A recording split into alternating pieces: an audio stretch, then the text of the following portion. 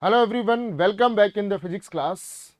I welcomes you on this online digital platform of Prince EduHub. So my dear students, in the last class we were discussing about the electric flux, and the electric flux is the one of the most important heading of this chapter. In the last class we discussed what is the electric flux and how we can solve the numerical based on the electric flux. Today we are going to discuss again one of the most important topic heading, that is the Gauss theorem. So today's our heading will be Gauss theorem. Heading will be Gauss theorem. Gauss theorem.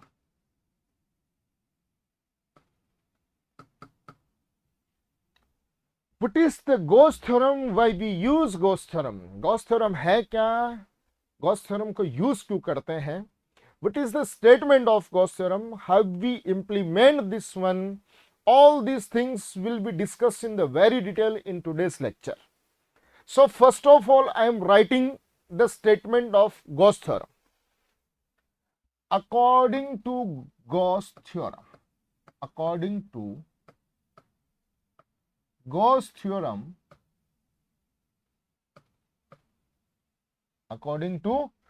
theorem, total electric flux, या मैं direct लिख दूं flux, total flux of a close surface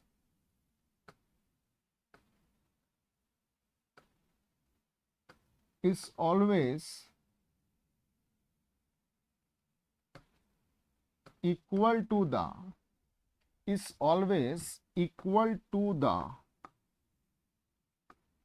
1 upon epsilon naught times 1 upon epsilon naught times of total charge enclosed by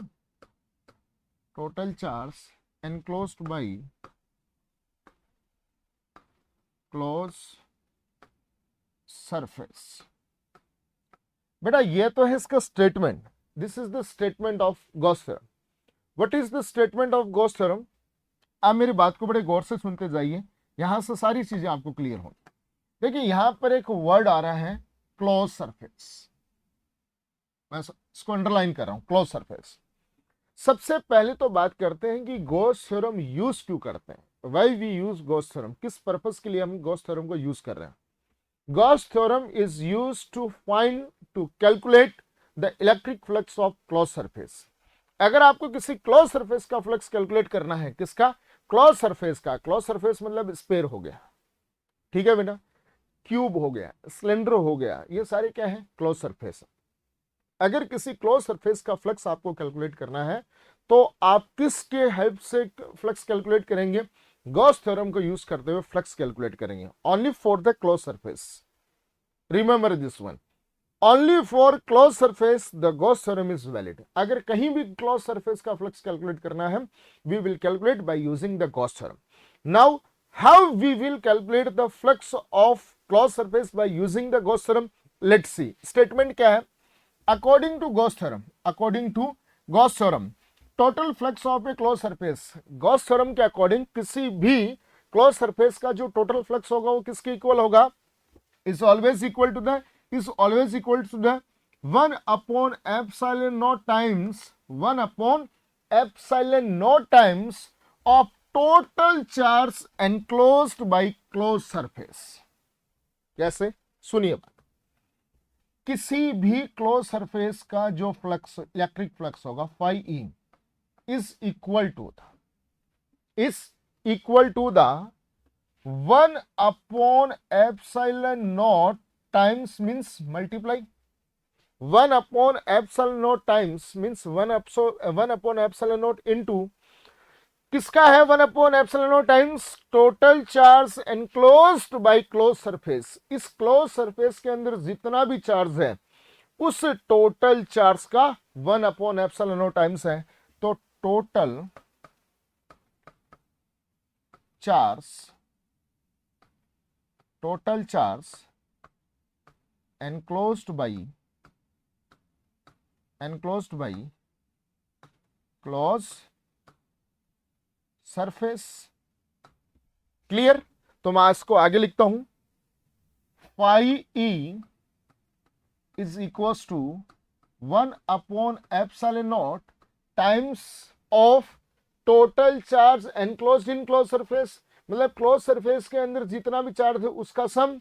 तो सम of Q in, तो phi E is equals to summation Q in upon epsilon naught times, where summation Q in कौन है बेटा? Sum of Q in. देखो in का मतलब inside, इनका मतलब एनक्लोज्ड, क्यू मतलब चार्ज, सम मतलब सम ऑफ ऑल चार्जेस मतलब टोटल चार्ज। तो समेशन क्यू इन कौन है? Total charge enclosed by closed surface. This is the formula of electric flux for the closed surface। ठीक है बेटा, अब देखिए इसको यूज कैसे करते हैं, मैं आपको एग्जांपल देके बताता हूं। For example, suppose that I have a close surface, close मतलब स्फीयर, मान लीजिए कि स्फीयर है मेरे पास में, and how many charges are enclosed by this surface, say q1 q2 q3।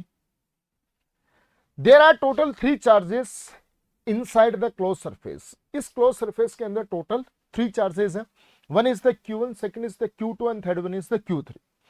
तो बेटा इस closed surface का फ्लक्स फाई ई कितना होगा? closed surface का फ्लक्स कैसे कैलकुलेट करूंगा? Summation of Q in upon epsilon not. तो phi E summation Q in कौन होता है? इस क्लोज सरफेस के अंदर जितने भी चार्ज हैं सारे चार्जेस का सम, सारे चार्जेस का अलजेब्रिक सम कितना होगा बेटा? Q1 Q2 Q3 upon epsilon naught. This is the electric flux of this close surface. Got it बेटा? Now another example, next example, suppose that I have a closed surface and charges enclosed by this closed surface is 2 coulomb, 3 coulomb and -1 coulomb। what will be the total flux of this closed surface? according to Gauss theorem, the total electric flux of a closed surface is equal to the summation q in upon epsilon naught, summation q in upon epsilon naught। got it beta? now summation q in, okay, so phi e is equals to total charge कितना है? 2 plus 3 minus 1 upon epsilon naught। so phi e is equals to 2 plus 3 5, 5 minus 1 4, 4 upon epsilon naught, and unit will be same, Newton per coulomb into meter square। got it beta? so by using this one we can calculate the total electric flux of a closed surface। got it beta? now next one, we know that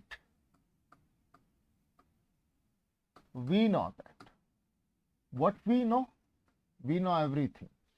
we know that electric flux phi e is equals to surface integral of electric field. कुछ याद आ रहा है क्या? जी बिल्कुल, ये formula तो हमने कहीं पढ़ा है। जी बिल्कुल पढ़ा है, याद कीजिए आप, जब हम इलेक्ट्रिक फ्लक्स पढ़ रहे थे तो वहां पर हमने इसको यूज किया। तो phi E is equals to E dot d s and phi E is equals to summation Q in upon epsilon not. Then देखिए ये भी इलेक्ट्रिक फ्लक्स का, ये भी इलेक्ट्रिक फ्लक्स का, बेटा लेकिन ये इलेक्ट्रिक फ्लक्स का किसके लिए है, क्लॉज के लिए है। अगर इसको मैं क्लॉज के लिए बनाना चाहूं तो देखिए ये भी इलेक्ट्रिक फ्लक्स, ये भी इलेक्ट्रिक फ्लक्स, दोनों को इक्वल कर दो। E dot ds is equal to summation Q in upon epsilon not. लेकिन अगर ये क्लोज के लिए है, इसको क्लोज के लिए बनाना चाह रहा हूं तो क्लोज सरफेस इंटीग्रल, ये क्या लगा दिया मैंने, इससे गोल सा लगाया ना इसका, इसको कहते हैं close surface integral of electric field is equal to summation Q in upon epsilon not. Got it बेटा। तो अब इसकी जो एप्लीकेशंस हम डिस्कस करेंगे, वहां एप्लीकेशंस में कौन सा फॉर्मूला यूज करेंगे, ये वाला फॉर्मूला यूज करेंगे, close surface integral of electric field is equal to summation Q in upon epsilon not. Got it बेटा। चलिए नेक्स्ट स्टडी। तो यहां पर ये गॉस थ्योरम की अपने पास में बात हुई। गॉस थ्योरम क्या है, क्यों यूज करते हैं, क्या इसका स्टेटमेंट है, कैसे यूज करते हैं इसको, अपने एग्जाम्पल के भी थ्रू बात की है। अब हम बात करेंगे प्रूफ ऑफ गॉस थ्योरम की। गॉस थ्योरम का प्रूफ देखेंगे, after it we will move to the applications of Gauss theorem. इसके प्रूफ की डिस्कशन के बाद में हम बात करेंगे इसकी एप्लीकेशंस कौन कौन सी हैं, कैसे कैसे यहाँ पर हम यूज करेंगे। All these things will be discussed. So now my next reading is proof of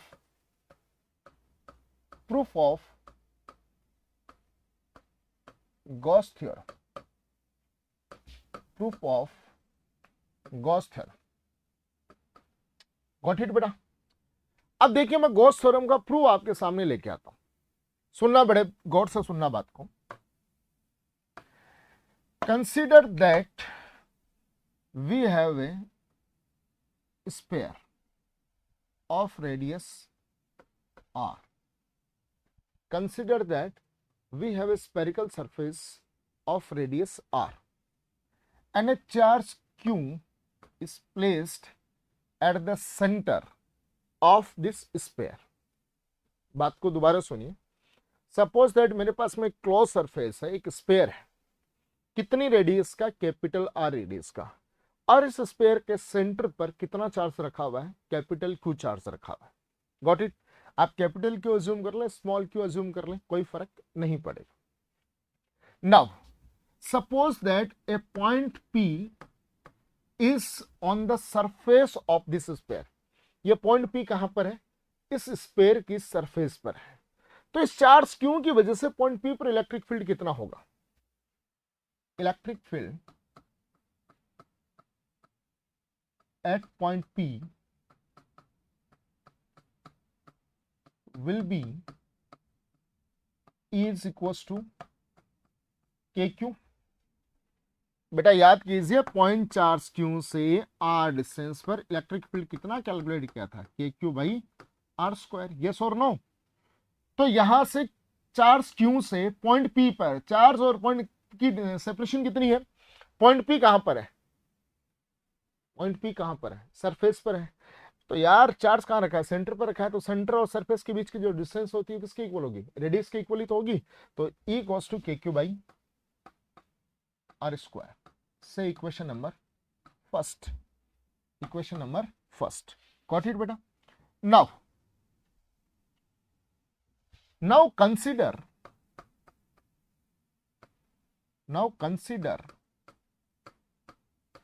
an element ds on surface पर एक एलिमेंट ds अज्यूम करो। अब देखना, गौर से देखना, बड़े ध्यान से देखना इस चीज को। मैंने यहां पर एक एलिमेंट अज्यूम किया सरफेस पर, और इस एलिमेंट का एरिया कितना है, ds का मतलब समझ गए क्या, बताया था फिजिक्स में आगे, किसी के भी अगर स्मॉल डी लगा देते हैं तो एलिमेंट बन जाता, बहुत छोटा सा पार्ट बन जाता है। कितना छोटा सा पार्ट, बहुत छोटा सा पार्ट, देखो इतना सा, इसे दिखता भी नहीं है, लेकिन यहां पर तो मैंने मैग्नीफाइड बना जिससे आप समझ सको इसको, बहुत छोटा सा पार्ट बन गया। तो देखो मैं एक इमेजिन करके बता रहा हूं आप, स्पेयर ऐसे ही तो होता है स्पेयर। तो ये मान लीजिए स्पेयर ऐसे, स्पेयर की सरफेस है, यहां पर मैंने एक छोटा सा पार्ट अज्यूम किया है, छोटा सा एलिमेंट लिया है। इस एलिमेंट का एरिया कितना है, ds। एलिमेंट का एरिया कितना है, ds। इस एलिमेंट का फ्लक्स कैलकुलेट करना चाह रहा हूं मैं, किसका, इस एलिमेंट का फ्लक्स कैलकुलेट करना चाह रहा हूं। देन फ्लक्स ऑफ एलिमेंट, छोटे से पार्ट का फ्लक्स भी कितना होगा, छोटा सा होगा, मतलब एलिमेंट का कितना, छोटा सा। तो d phi is equal to E dot ds। अरे यस और नो, अरे phi equals to E cos theta या phi equals to E dot A, yes और नो। तो छोटे से पार्ट का ds का फ्लक्स भी कितना, डी फाई, तो d phi equals to E dot ds, yes और no. Now d phi is equals to E dot ds, तो d phi is equals to E d s cos theta. Theta is the angle between E and ds, E और ds के बीच का angle है, E vector और ds vector का बीच का एंगल है। अब ds वेक्टर कैसे कैलकुलेट करते हैं यार, बताया था आपको, एरिया वेक्टर कैसे आएगा, ये जो मैंने एरिया लिया छोटा सा, ये जो मैंने छोटा सा एरिया लिया ds, इससे ds का एरिया वेक्टर किधर आएगा, प्लेन के परपेंडिकुलर। मैंने यहां अज्यूम किया है ना इसको, तो इसका प्लेन ये वाला है, इसके प्लेन के परपेंडिकुलर बाहर, तो ds वेक्टर कहां पर आएगा, बाहर। ये पॉजिटिव चार्ज, पॉजिटिव चार्ज की वजह से इलेक्ट्रिक फील्ड कैसा होता है, अरे यार प्लस क्यू की वजह से इलेक्ट्रिक फील्ड कैसा होता है, रेडियली आउटवर्ड, यस और नो। तो इलेक्ट्रिक फील्ड कहां पर होगा, बाहर ही होगा, electric field also will be outward. तो ई और ds दोनों एक ही डायरेक्शन में है या नहीं है, जी बिल्कुल है। और ई और ds दोनों एक ही डायरेक्शन में है, तो भैया ई और ds में एंगल कितना बना, 0 degree, angle is 0 degree, so here theta is 0 degree. तो what will be the value of cos 0, cos 0 1 होता है, sin 0 0 होता है, ध्यान रखना इस चीज का। तो d phi equals to eds, ये मैंने किसका कैलकुलेट कर लिया है, एलिमेंट का कैलकुलेट किया, पूरे स्फीयर का, पूरी क्लॉज सरफेस का फ्लक्स कैलकुलेट करूंगा तो टोटल फ्लक्स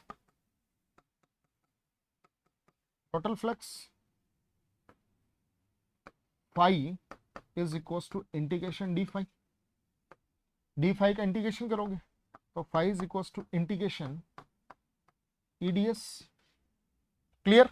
और पूरी क्लॉज सरफेस का कर रहे हो, पूरी क्लॉज सरफेस का कर रहे हो ना आप लोग, तो किसका कर रहे हो, पूरी क्लॉज सरफेस का। तो phi total electric flux calculate कर रहे हैं, तो eds, ठीक है बेटा। तो phi E is equals to, E को बाहर ले लो, close surface integral of ds। अब क्लोज सरफेस इंटीग्रल या सरफेस इंटीग्रल ऑफ ds का मतलब क्या हुआ, उसको बड़े ध्यान से सुनना। सरफेस इंटीग्रल ऑफ ds का मतलब हुआ कि ds जिस सरफेस पर अज्यूम किया है, ds जिस सरफेस पर अज्यूम किया है, उस सरफेस का सरफेस एरिया, उस सरफेस का सरफेस एरिया। बात को सुनना ध्यान से। आपने ds कहां अज्यूम किया है, ds आपने अज्यूम किया है इस स्फीयर की सरफेस पर। तो ds का सरफेस इंटीग्रल करोगे, सरफेस इंटीग्रल करोगे तो क्या आ जाएगा, इस सरफेस का सरफेस एरिया आ जाएगा। और ये कौन सा सरफेस है, दिस इज द स्फीयर। तो आपको ds का सरफेस इंटीग्रल करने पर क्या मिलेगा, ds जिस सरफेस पर अज्यूम किया है उस सरफेस का सरफेस एरिया। और यहां पर ये बॉडी अपने पास में जो थी वो कौन थी, स्फीयर था। आपने जो ds अज्यूम किया वो स्फीयर के सरफेस पे किया, तो ds का सरफेस इंटीग्रल करने पर क्या मिलेगा आपको, स्फीयर का सरफेस एरिया, ठीक है बेटा। और स्फीयर का जो सरफेस एरिया होता है वो कितना होता है, 4 पाई आर स्क्वायर। बेटा ई कितना कैलकुलेट किया था, KQ by are square,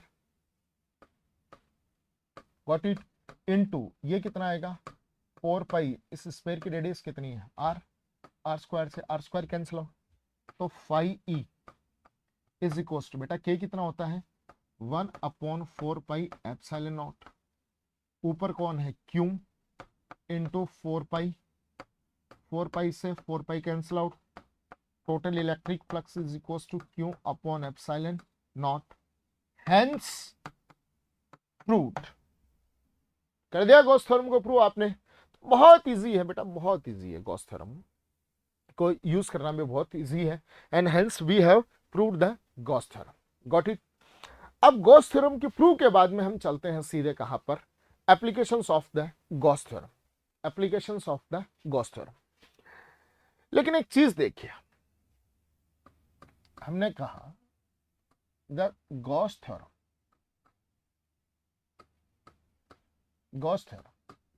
is valid only for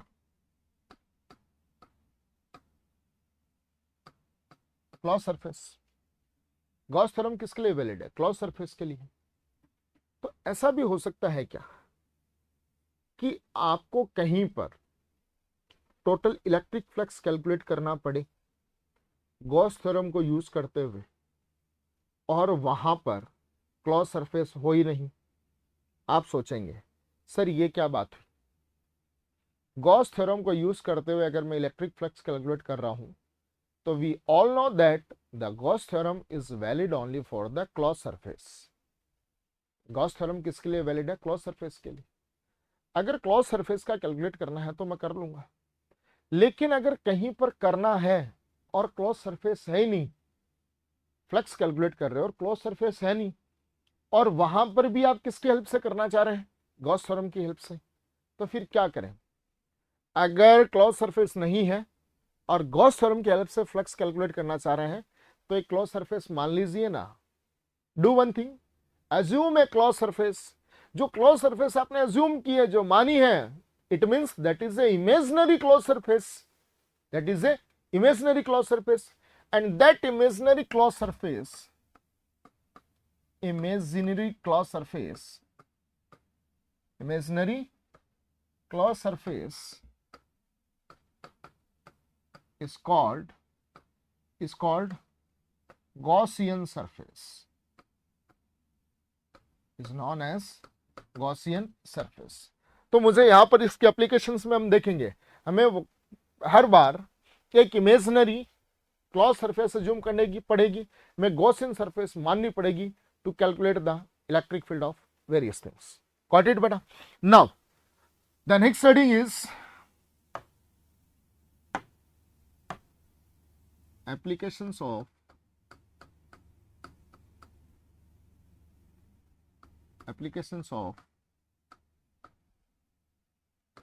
Gauss theorem. Applications of Gauss theorem. The first is electric field due to point charge। देखो कई बार दिमाग में एक चीज भी आती है कि सर गॉस थ्योरम तो फ्लक्स कैलकुलेट करने में काम आती है और आप यहां पर इलेक्ट्रिक फील्ड कैलकुलेट कर रहे हो। यार ये गॉस थ्योरम की एप्लीकेशन है, ठीक है ना? गॉस थ्योरम की एप्लीकेशन है। जैसे मैं आपको एक एग्जांपल देता हूं, सपोज दैट एम्बुलेंस आपके पास में, ठीक है? Why we use ambulance? To shift the patient from one place to another place. भाई पेशेंट के लिए काम में तो लेते हैं आप, तो काम क्या है एम्बुलेंस का? पेशेंट को एक जगह से दूसरी जगह लेना। लेकिन क्या कभी ऐसा होता नहीं कि इमरजेंसी हो जाए और अपने घर में जरूरत पड़ जाए, अपने को कहीं एक जगह से दूसरी जगह जाना हो और कोई गाड़ी हो ही नहीं, अपने घर में एम्बुलेंस खड़ी है, पड़ोसी के कहीं एम्बुलेंस खड़ी हुई है अपने घर में, तो क्या हम उसमें जा नहीं सकते? क्या कहीं जा सकते हैं? तो क्या उस एम्बुलेंस की एप्लीकेशन ही तो है वो, ठीक है? तो ये दिमाग में आपने लाई कि यार देखो मेन काम उसका क्या है, खुद का काम क्या है? फ्लक्स कैलकुलेट करना क्लोज सरफेस का। इसकी एप्लीकेशन है, मतलब इससे और मैं क्या क्या कर सकता हूं, ठीक है? तो यहां पर इसकी एप्लीकेशन में बात कर रहा हूं। एप्लीकेशन में फर्स्ट काम है electric field due to the point charge. Electric field due to the point charge. अब इस हेडिंग का नाम आती है आपके दिमाग में, फिर एक चीज आती है कि सर हम तो electric field due to the point charge हम तो ऑलरेडी डिस्कस कर चुके हैं, अब आप फिर से क्यों कर रहे हैं? देखिए वहां पर हमने किया था, मैं आपको रिकॉल करवाता हूं वो सब चीजें। चार्ज पॉइंट चार्ज क्यों है? इस पॉइंट चार्ज क्यों से आर डिस्टेंस पर electric field we have already calculated k q by are square. लेकिन वहां पर अपने गॉस थ्योरम को यूज नहीं किया था बेटा, याद रखिए। Here we calculated the electric field due to point charge. Point charge q से? आर डिस्टेंस पर इलेक्ट्रिक फील्ड कितना? K q by are square. तो ये इलेक्ट्रिक फील्ड है due to the point charge without the Gauss theorem. Here we will derive the same formula. भाई point charge की वजह से इलेक्ट्रिक फील्ड निकाल रहा हूं ना, तो फॉर्मूला तो सेम ही आना चाहिए, k q by are square. But now here we will derive this one by using the Gauss theorem. Got it बेटा? तो चलिए कैसे होगा देखिए। Suppose that I have a point charge Q और इस पॉइंट चार्ज क्यू से r distance पर मुझे क्या कैलकुलेट करना है, इलेक्ट्रिक फील्ड कैलकुलेट करना है एट पॉइंट पी। तो बेटा पॉइंट पी इस चार्ज क्यू से कितने डिस्टेंस पर है, आर डिस्टेंस पर है। So now listen me, I have to calculate electric field at point P. I have to calculate electric field at point P due to this point charge by using the Gauss theorem. By using the Gauss theorem. तो जैसे ही Gauss theorem का नाम आता है मेरे पास में तो दिमाग में एक चीज आती है, Gauss theorem is valid only for the closed surface. Gauss theorem is only valid for the closed surface. तो closed surface है नहीं तो मुझे क्या करना पड़ेगा, अज्यूम करनी पड़ेगी closed surface। तो अज्यूम कर लीजिए ना यार, अज्यूम है closed surface। तो मैंने क्या किया, यहां पर एक क्लोज सरफेस अज्यूम कर ली, ये लो spherical close surface, this is a spherical Gaussian surface, spherical Gaussian surface, got it बेटा। चलिए, तो अकॉर्डिंग टू गॉस क्या कहता है Gauss, according to Gauss close surface आ गई ना अब आपके पास में, आपको दिक्कत नहीं है मुझे। According to Gauss close surface integral of electric field, close surface integral of electric field is summation Q in upon epsilon not, summation Q in upon epsilon not. तो ओपन कीजिए आप इसे, E d s cos theta is equal to summation Q in upon epsilon not, got it बेटा। Now सबसे पहले मैं क्या काम करूंगा, यहां पर एक एलिमेंट अज्यूम करूंगा, अज्यूम करूंगा बेटा एक एलिमेंट ds, स्पेयर है ना, ऐसे स्पेयर है, ये रहा स्पेयर। यहां मैंने एक एलिमेंट अज्यूम कर लिया ds, ds का प्लेन ये, तो ds का एरिया वेक्टर कहां पर, प्लेन के परपेंडिकुलर, तो ds वेक्टर कहां पर आएगा, बाहर।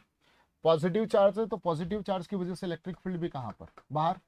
यहाँ थीटा किस किस के बीच में देख रहे हैं आप, ई और ds के बीच में। अरे जिन का डॉट प्रोडक्ट होता है, जिन वेक्टर्स का क्रॉस प्रोडक्ट होता है, थीटा उन्हीं के बीच में देखा जाता है। तो here theta is the 0 degree, तो ई बाहर आ गया, ds summation Q in, summation Q in कौन है, क्लोज सरफेस के अंदर का टोटल चार्ज, क्लोज सरफेस के अंदर का टोटल चार्ज। तो क्लोज सरफेस ये है, इसके अंदर टोटल चार्ज कितना है, एक ही तो है, क्यू ई। तो समेशन क्यू इन कौन आ गया, Q upon epsilon not. Surface integral of ds का मतलब क्या, सरफेस इंटीग्रल ऑफ ds का मतलब ds जिस सरफेस पर अज्यूम किया है उसका सरफेस एरिया। कहां अज्यूम किया है, इस स्फेरिकल गॉसियन सरफेस पर अज्यूम किया है।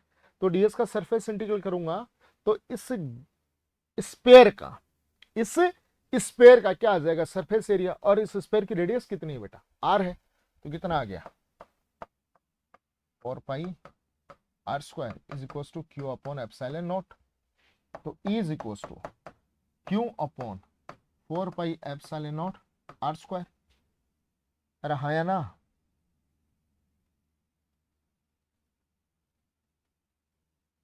Four pi epsilon not r square. बेटा 1 अपॉन 4 पाई एप्सिलॉन नॉट क्या बनेगा, के। तो क्या बन गया, E equal to K q upon R square, E is equal to K q by are square. Electric field due to point charge by using the Gauss theorem. Gauss theorem को use किया, बिना Gauss theorem को use किया, the result is the same. कोई दिक्कत बेटा किसी को, देखिए इसको आप।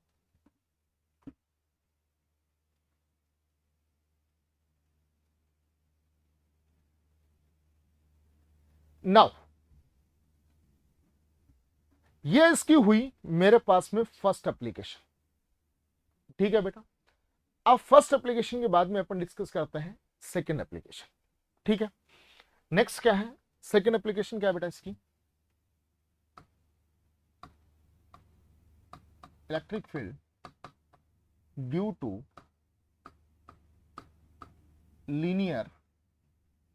लीनियर चार्ज डिस्ट्रीब्यूशन या इनफाइनाइट लीनियर चार्ज कंडक्टर, आप कुछ भी कहें। Electric field due to infinite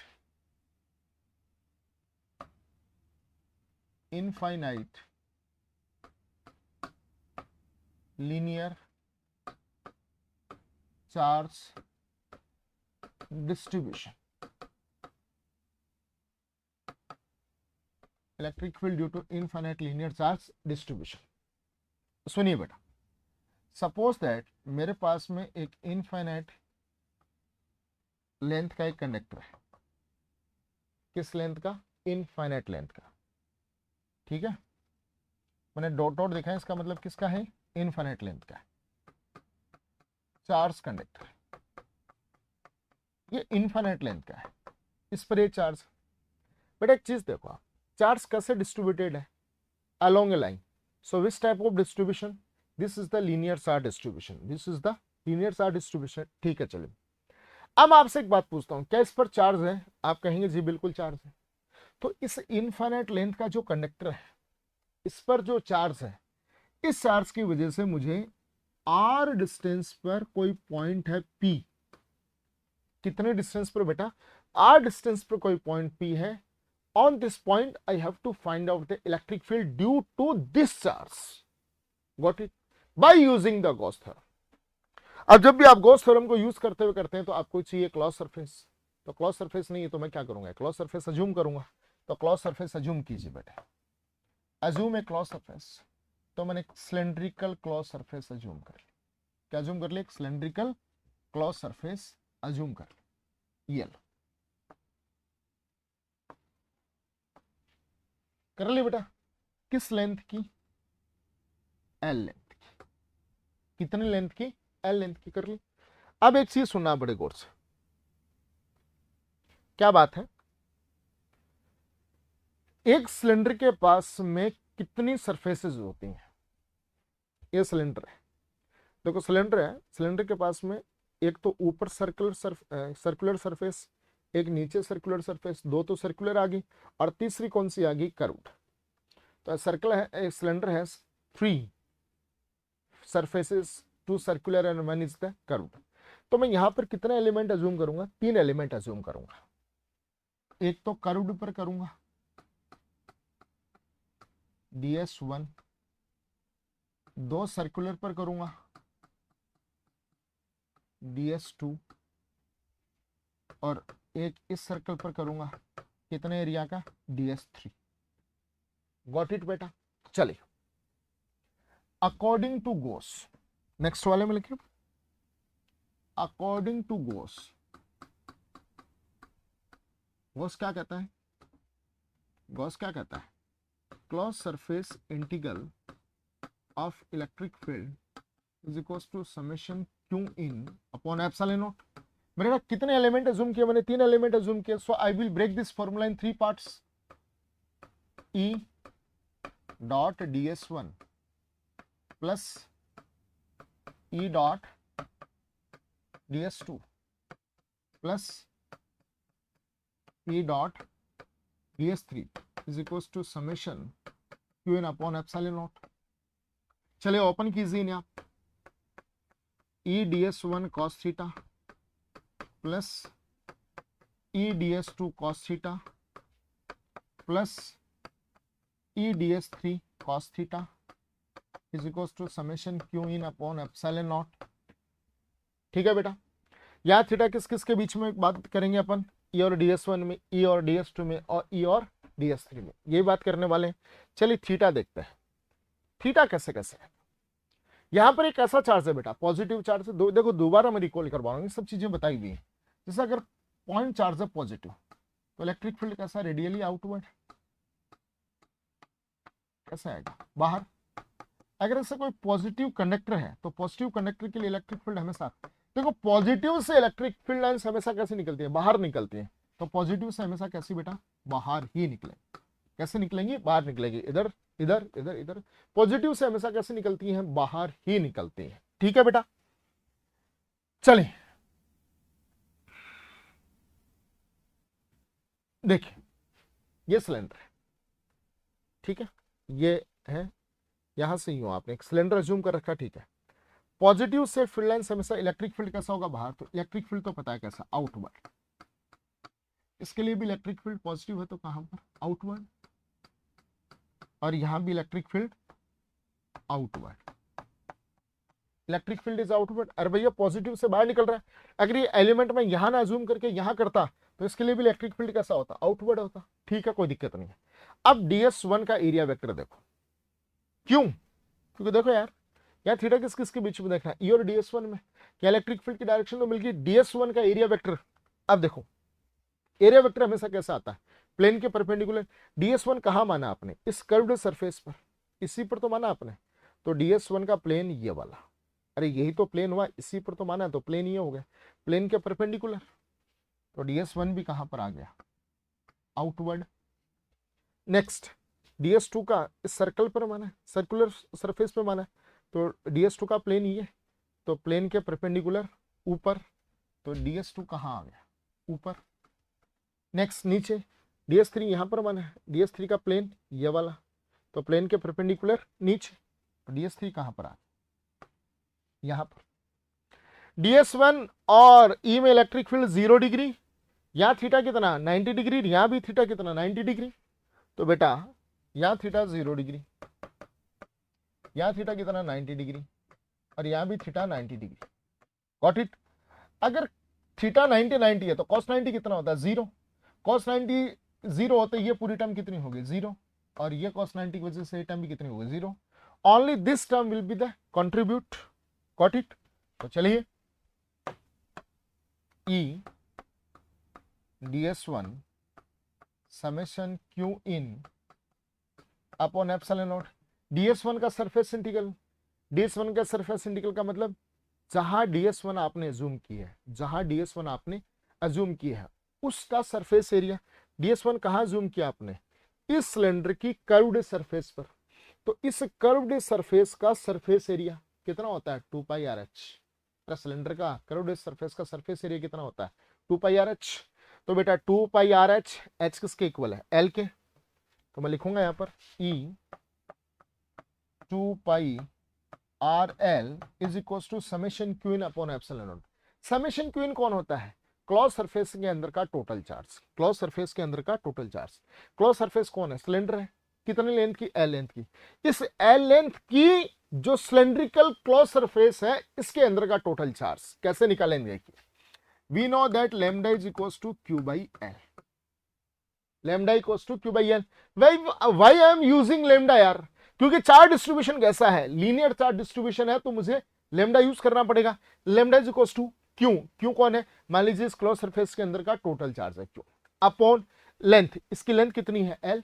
तो क्यू इक्वल्स टू लैम्डा है, q is equals to lambda है। तो मैं यहां पुट करता हूं, क्यू किसके कितना? Lambda l upon epsilon not. L से एल कैंसिल आउट। तो बेटा ई कितना मिला? ई मिला मुझे E is equals to lambda is equals to lambda upon 2 pi epsilon not r. This is the electric field due to linear charge distribution. Clear? अब इसका एक फॉर्मूला और बना सकता हूं अगर चाहूं तो मैं। देखो कैसे? आप 2 से मल्टीप्लाई कर दो, 2 से डिवाइड कर दो, तो 2 कितना हो गया? 4। नीचे क्या बन गया? 4 पाई एप्सिलॉन नॉट, और 1 अपॉन 4 पाई एप्सिलॉन नॉट क्या होता है? के होता है। इक्वल्स टू, एक तो 2 से ऊपर मल्टीप्लाई कर दिया, लेमडा है, नीचे 2 से मल्टीप्लाई किया तो क्या? 4 पाई एप्सिलॉन, और 1 अपॉन 4 पाई एप्सिलॉन क्या बनेगा? के लेमडा। और यहां कौन है? नीचे कौन बच गया? आर। तो बात एक ही है बेटा, equals to 2 k lambda by r से सोल्व करो, equals to lambda upon 2 pi epsilon r से करो, the result will be the same.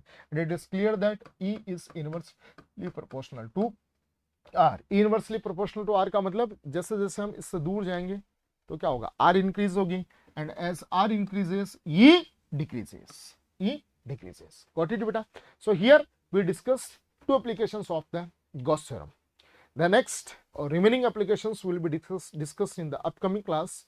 Till that, stay home, be safe. Thank you.